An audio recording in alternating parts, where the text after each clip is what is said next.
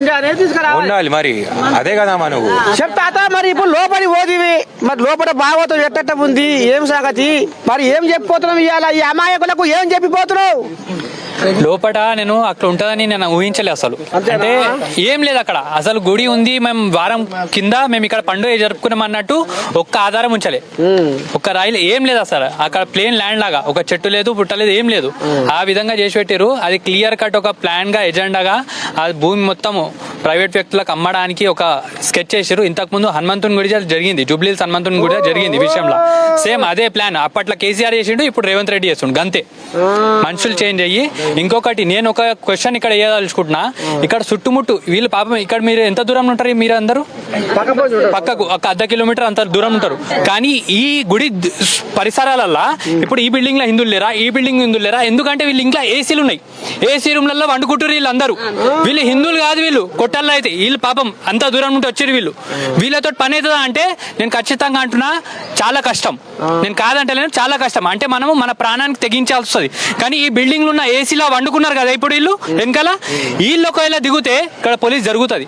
కానీ వీళ్ళు మంచిగా పోలీస్ నెట్ఫ్లిక్స్ లా తడి బట్టలు నెట్ఫ్లిక్స్ పెట్టుకొని సినిమాలు చూస్తారు. వీళ్ళు పేరుకి హిందూ, వీళ్ళు ఎప్పుడు కావాలి వచ్చి అమ్మ నాకు మొక్కులు కావాలి, అప్పుడు వీళ్ళు ఇంకేం చెల్తారు మొక్కు. వీళ్ళకి పెద్దమ్మ గుడి, అక్కడ గండిపేట మైసమ్మ, అక్కడ పోయి జాతరలు చేసుకుంటారు. వీళ్ళు దానికే పనికి వస్తారు. వీళ్ళు కాదు అసలైన హిందువులు, అసలైన హిందువులు వీళ్ళు అసలైన హిందువులు. వీళ్ళు వచ్చి నిలబడుతున్నారు ఇక్కడ. వీళ్ళు ఎందుకు నిలబడతలేరు చూడు. ఇప్పుడు వానల వర్షంలో వాళ్ళకి నెత్తి మీద కూడా ఏం లేదు. నేను వాళ్ళకి చెప్తున్నా, మీకు సర్దిగేడ ఏమైతే అమ్మవారు చూసుకుంటా అంటారు. అది హిందుత్వము, అది ధర్మం అంటే.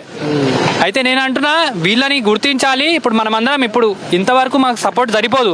మనం ఇదే విధంగా మనం పెద్ద ఎత్తున వీళ్ళ వెనకాల నిలబడాలి. మేము మా ఎత్తున ప్రయత్నం చేస్తున్నాము.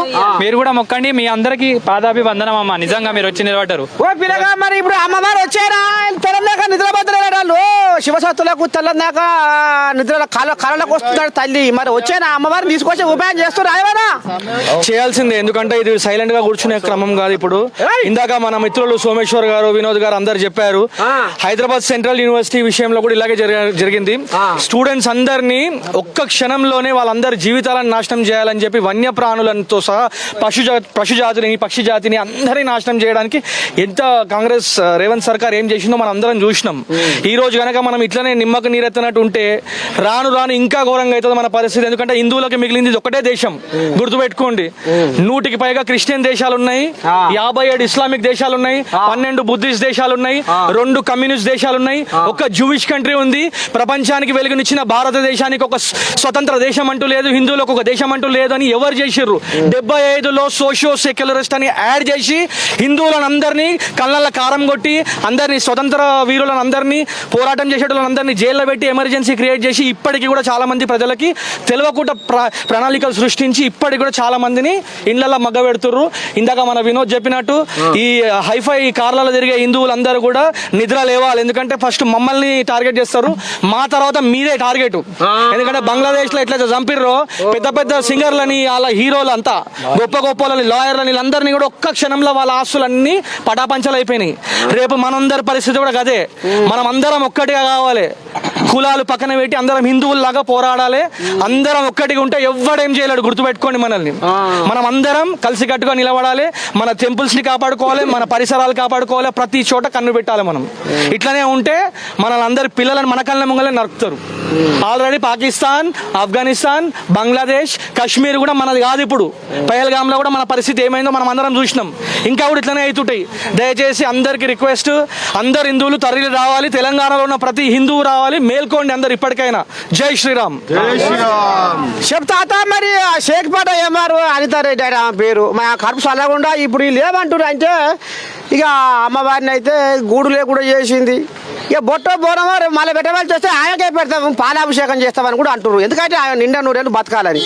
ఇక మరి తాత మరి ఇప్పుడు ఈ బోనాలు రేపు మరి ఏడబెట్టవలసి వస్తుంది. మరి అక్కడ షేక్పేట పోవాల్సి వస్తుందా, ఈడబెట్టవలసి వస్తుందా? మరి మీరేమైనా ఎంఆర్ఓని ఆడికి పోయి ఏమైనా మాట్లాడే ఉపాయం చేస్తుర్రా? మరి ఏం తీసుకొస్తారు, ఎట్లా తీసుకొస్తారు ఈ కొలికి పంచాయతీ? జై శ్రీరామ్, భారత్ మాతాకి జయ, జయంతు రాష్ట్ర. ముందుగా ఆ పెద్దమ్మ తల్లికి అందరం మనము క్షమాపణ కోరుకుందాం. ఎందుకంటే ఇంత సిగ్గుచేడు 80% ఉన్న హిందువుల దేశంలో సెక్యులర్ కంట్రీ ఇది ఒకటే. 200 కంట్రీల సెక్యులర్ కంట్రీ భారతదేశం. ఎందుకంటే ఇక్కడ 80% హిందువులు ఉన్నారు కాబట్టి సెక్యులర్. మిగతా అన్ని ముస్లిం కంట్రీ షరియాలో యూజ్ చేస్తారు కదా. క్రిస్టియన్ కంట్రీ మొత్తం కన్వర్షన్ మిషనరీస్. ఇక్కడ మాత్రం అందరిది ఉంటుంది. మైనారిటీస్ గొప్ప. ఇక్కడ ఇదే ప్లేస్లో ఒకవేళ మైనార్టీస్ ఇరగొడితే అన్ని పొలిటికల్ లీడర్స్ బయటకు వస్తుండే కదా. ముస్లిమ్సే క్రిస్టియన్సే ఓటేసిరా, మీకు హిందువులు ఓటేయలేదా అంటే వేసిర్రు, కానీ ఏసీ పండుకున్నారు. ఈ విధంగా మొత్తం మీరు చెప్పినట్టు ఏసీలలో నెట్ఫ్లిక్స్ చూసుకుంటా హిందువులు పండుకున్నారు. సంవత్సరానికి ఒకటిసారి గుడికి వెళ్తారు వాళ్ళు. పెద్ద ఘనకారం చేసినట్టు మాట్లాడి పండుకుంటారు ఇంట్లో. అయితే మన పరిస్థితి హిందువులు డిజర్వ్ చేస్తారు. ఈ పరిస్థితి సిరీస్ ఆఫ్ టెంపుల్ అటాక్స్. ఇది ఒకటే కాదు, ముత్యాల ఇప్పుడు పెద్దమ్మ తల్లి కాదు, ప్రతి గుడికి వాళ్ళు కన్నేసి ఉంచిరు. ముందుగా అనితారెడ్డి ఎవరైతే ఎంఆర్ఓ ఉన్నారో రాత్రి 3 గంటలకు వచ్చి ఇదే గుడి ఇరగొట్టాలని ఆమెకి ఏమొచ్చింది? కళ్ళొచ్చిందా? అల్లా చెప్పిండా, జీసస్ చెప్పిండా? పోమ్మా మొత్తం రాష్ట్రం ముస్లిం చేయలేకుంటే క్రిస్టియన్ చేయలేకుంటే హిందువులు ఉన్నారు డామినేట్ చేస్తారని చెప్పిరా కలనా? ఎవరు చెప్పిర్రు? రేవంత్ రెడ్డి చెప్పిండా? ఎవరు చెప్పిర్రు? ముందుగా ఇది తెలుసుకోవాలి. హిందూ సమాజం అంతా రాత్రికి వచ్చి కూలగొట్టే అవసరం ఏమొచ్చింది ఆమెకి? ఆమె పడుకోలేదా? రాత్రి మొత్తం ప్లానింగ్ చేస్తుందా? ఈ చిన్న గుడికి భయ్యా, ఈ చిన్న గుడి ఇరగొడితే హిందువులు కన్వర్ట్ అవుతారా? 800 సంవత్సరాలు మొఘళ్ళు పాలించారు, 200 years బ్రిటిషర్స్ పాలించారు. అయినా కూడా ఇవాళ మోదీ మన భగవా సెంట్రల్లో ఉంది. ఇది మన హిందుత్వం, సనాతన ధర్మ గొప్పతనం. కాబట్టి వాళ్ళని తరిమి కొట్టినాము, వీళ్ళని తరిమి కొట్టినాము, వీళ్ళని కూడా తరిమి కొడతాము సమస్య వస్తే. అయితే వీళ్ళు మాకేదో అమాయకులు హిందువులు ఏం చేయలేరు, వీళ్ళ దగ్గర యూనిటీ లేదు, వీళ్ళకి డివైడ్ భాష మన లాంగ్వేజ్ పేరు మీద, మన స్టేట్ పేరు మీద వీళ్ళని డివైడ్ చేసే ప్రయత్నం నడుస్తుంది డీప్ స్టేట్ది. కానీ హిందువులు మేల్కొన్నంత వరకు ఇది వీళ్ళ ప్రయత్నం కొనసాగుతూనే ఉంటుంది. వీళ్ళు సక్సెస్ అవుతూనే ఉంటారు. మనము బయటకు వచ్చి ప్రతి ఒక్క హిందువు ఇది భారతదేశం నాది, ఈ హిందూ రాష్ట్రం నాది అని చెప్పి అనుకుంటేనే తప్ప ఇవన్నీ సంఘటనలు మనకు ఆపేది కాదు. కాకపోతే ఇవన్నీ మనకు ఎక్స్పీరియన్స్. ఇవన్నీ మనకు ముందు రాబోయే ఏదైతే పెద్ద సునామీ ఉందో దానికి ఇది సంకేతం.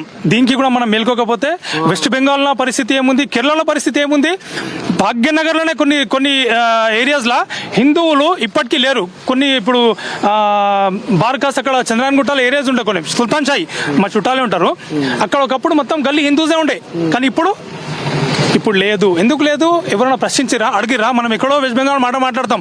మన భాగ్యనగర్లోనే మన హిందువులు బతకని పరిస్థితి ఉంది. 100 ఇల్లుల, 1000 ఇల్లుల ఒక మస్జిద్ ఉంటుంది మన దగ్గర. మనమే దాన్ని దీపం పెడతాం. కానీ 3-4 ఉన్న ముస్లిం దగ్గర ఒక గుడి కూడా ఉండదు.